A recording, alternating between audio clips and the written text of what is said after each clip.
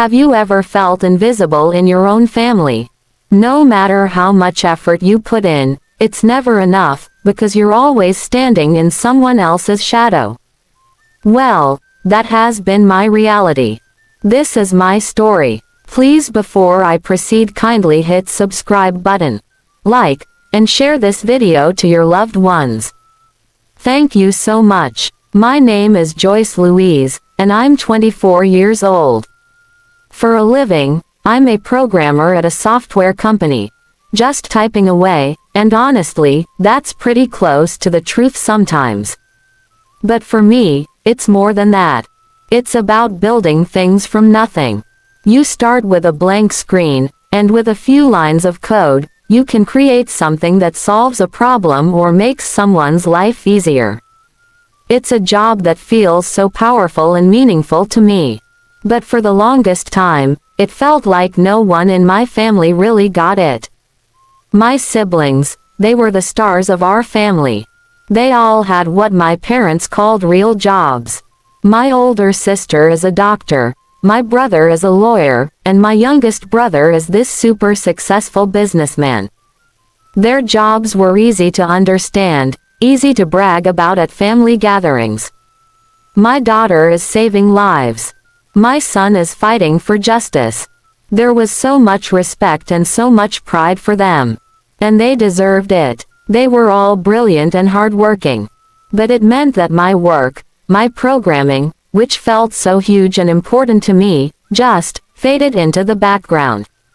Because my work wasn't easy to explain, and because I was often the quiet one, I sort of fell into a different role at home.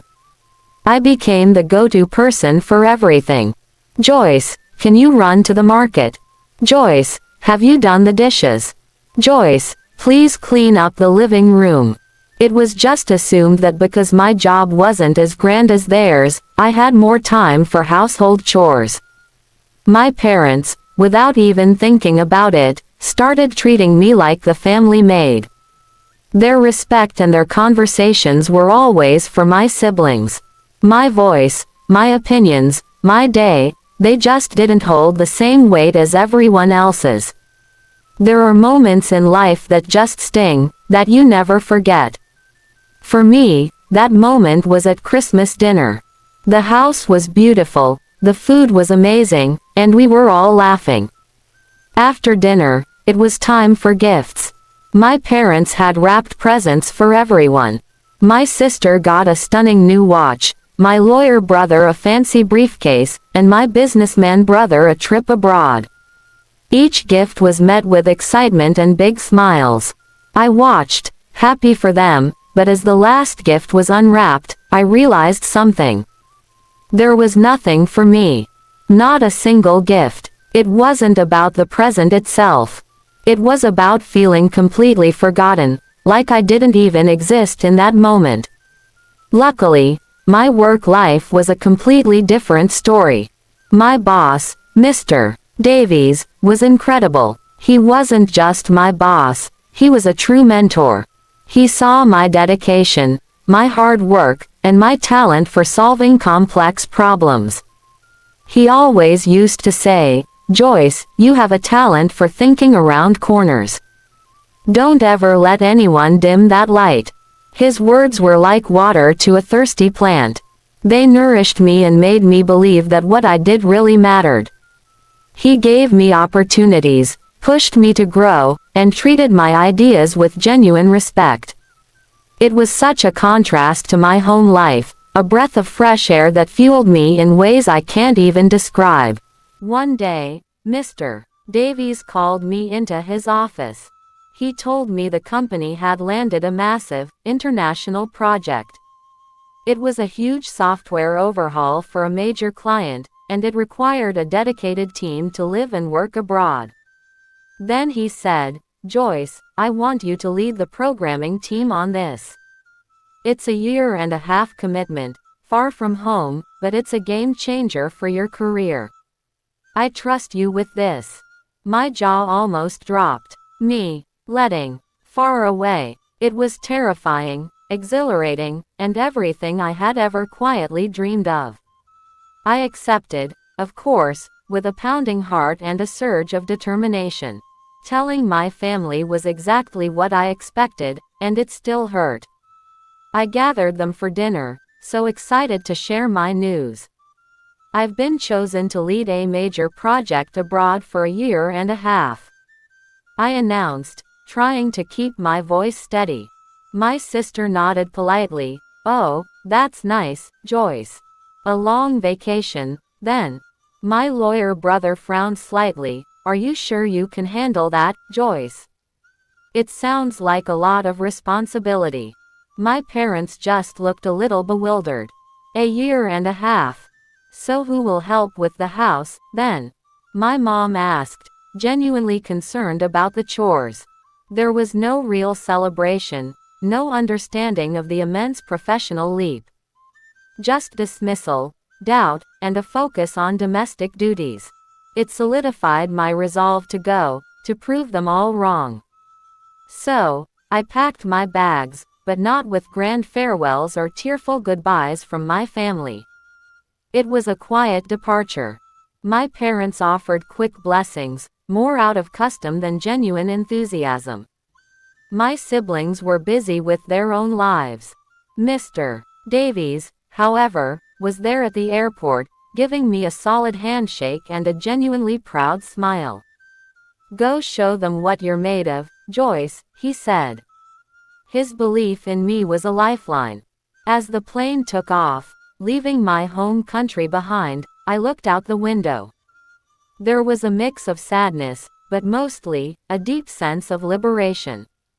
My chance to build something, not just code, but a new chapter for myself, far away from the shadows. Arriving in the new country was a whirlwind. Everything was different, the language, the food, the pace of life. It was a bustling, vibrant city, full of energy. And the work, oh, the work was intense. Long hours, complex problems, and high-pressure deadlines. There were moments I felt overwhelmed and doubted myself, wondering if I was truly up to the task. But then I'd remember my boss's words, and the quiet dismissal from my family, and a fire would ignite within me. I poured myself into the code, into understanding the client's needs, and into leading my team with empathy and competence. I learned so much, not just about programming, but about my own resilience and my ability to adapt. 1 year and 6 months. It sounds like a long time, but it flew by in a blur of late-night coding sessions, early morning client meetings, and the sheer joy of seeing our software come to life. I built incredible relationships with my team, learning to trust them and to delegate. I negotiated with clients, presented complex solutions, and tackled unforeseen challenges with a newfound confidence. Every success, every problem solved, every positive piece of feedback from the client was a brick in the foundation of the new Joyce. I wasn't just a programmer anymore. I was a leader, a skilled professional who could stand on her own 2 feet, thousands of miles from the familiar shadows of home. And with every month, my bank account was quietly growing, steadily. When the project finally wrapped up, it was a huge success. The client was thrilled, and our company received high praise. It was one of the proudest moments of my professional life. My boss, Mr. Davies, called personally to congratulate me, his voice brimming with pride. I knew you had it in you, Joyce, he said, and those words meant the world. Soon, it was time to return home. I booked my flight, still keeping my return relatively quiet. I wasn't looking for a parade. I was looking for a fresh start, a different kind of homecoming. I had changed, and I knew the way I engaged with my family would have to change too. While I was away, working tirelessly, I wasn't just building software, I was building my future. Every paycheck, every bonus, I saved. I lived frugally, prioritizing my long-term goals. I had a very specific dream that had taken root during those quiet moments by myself, far from home. A dream of a space of my own, a sanctuary where I would be the master, where my voice would be the only one that mattered for household decisions. It wasn't about showing off. It was about security, independence, and finally creating a physical space that reflected the new, confident Joyce. And by the time I stepped off that plane, I had enough for a down payment to start making that dream a reality. The first thing I did when I got back, after settling into a temporary place, was to start house hunting. And let me tell you, it was a joy I had never imagined. Walking through different homes, picturing my own furniture, my own life unfolding within those walls, waiting for approval. I was simply making my own future happen. I found a lovely, cozy place, just the right size, with a little garden. It felt like finding a piece of my own soul in brick and mortar. The paperwork, the negotiations, the signing, every step felt like a victory. I decided to keep my house purchase a secret from my family until everything was finalized. I wanted it to be my moment, my achievement, without any premature doubts or dismissals. When the day finally came, I simply invited them for dinner, at my new house. I remember their confusion when I gave them an address they didn't recognize. As they pulled up, I watched their faces. First, curiosity, then surprise, and then, a mix of bewilderment and something else I couldn't quite figure out. "Joyce, what is this place?" my mom asked, her voice a little breathless. "It's my home, Mom," I replied, with a quiet strength in my voice. "I bought it." A stunned, heavy silence fell over them as they processed my words. My siblings looked at each other, then back at me, their usual confidence replaced by something akin to shock. Then, my lawyer brother, always quick to analyze, spoke, his voice laced with suspicion. "Joyce, where did you get this kind of money? This is a substantial house. Your programming job, it doesn't pay that well. You've been gone a long time. Are you involved in some kind of drag business?" The words hung in the air, cold and accusatory. Drag business, a term for illegal or illicit activities. It was a punch to the gut. All my hard work, all my honest effort, reduced to suspicion, tainted by their immediate assumption that I couldn't possibly achieve this through legitimate means. My parents, their faces now clouded with worry and a hint of shame, looked from my brother to me. They didn't defend me. They didn't ask how I had earned it. They just listened to the accusation, and their belief seemed to waver instantly. It was the deepest cut. After all these years, after all my efforts, after proving myself thousands of miles away, their first thought wasn't pride, or even curiosity, but suspicion. My other siblings started murmuring amongst themselves, their expressions confirming their agreement with the accusation. It wasn't just the words, it was the complete lack of faith, the immediate assumption of wrongdoing, that truly stung. It reinforced every feeling of being unseen, undervalued, and misunderstood. I took a deep breath, fighting back the tears that threatened to fall. I wouldn't let them see me break. "No," I said, my voice quiet but firm, carrying a new authority they hadn't heard before. "I am a programmer. I worked tirelessly, for a year and a half, on a major international software project. My company valued my skills. My boss trusted me. I saved every penny. This house is the result of honest, hard work, dedication, and long hours." I looked each of them in the eye, my gaze steady. "It is the result of my effort, not some imaginary, drag business. Perhaps it's hard for you to imagine my work being this successful, but it is." There was no anger in my voice, only a profound sense of dignity and undeniable truth. My words didn't instantly change their minds. Old habits die hard, especially biases. But my unwavering calm, started to plant tiny seeds of doubt in their accusations. My parents looked a little less certain. My siblings exchanged more thoughtful glances. They didn't apologize immediately, no. But the confident, drag business accusation seemed to lose some of its steam. They saw the house, they heard my steady voice, and perhaps, for the first time, a tiny crack appeared in their perception of little Joyce, the maid.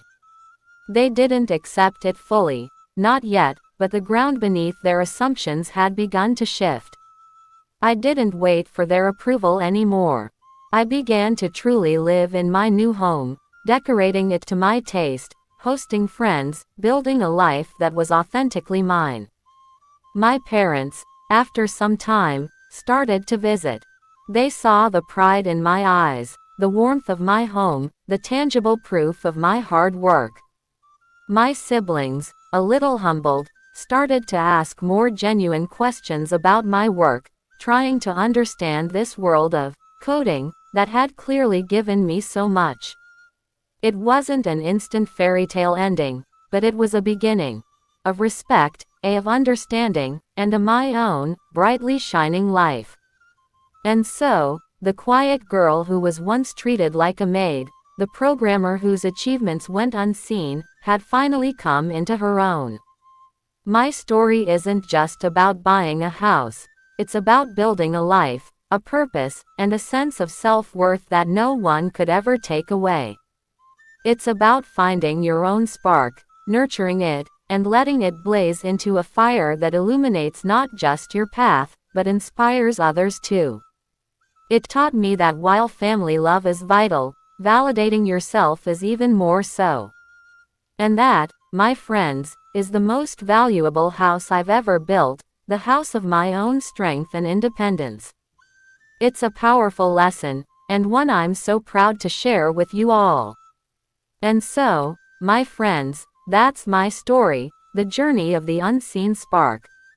It reminds us that sometimes, the greatest treasures are found not in what others see, but in the quiet strength we build within ourselves. My home isn't just bricks and mortar, it's a monument to resilience, hard work, and the unwavering belief in my own worth. I hope this story resonates with you. If you've ever felt unseen, if you've ever had to fight for your place, then you know this feeling. Remember, your light is real, your achievements are valid, and your journey is uniquely yours. If this story touched your heart, please give it a thumbs up, subscribe, share it with someone who needs to hear it, and leave a comment below. I'd love to hear your thoughts and your own stories. Thank you for being here, for watching, and for supporting my journey. Until next time, keep shining, and keep building the life you dream of. God bless you all.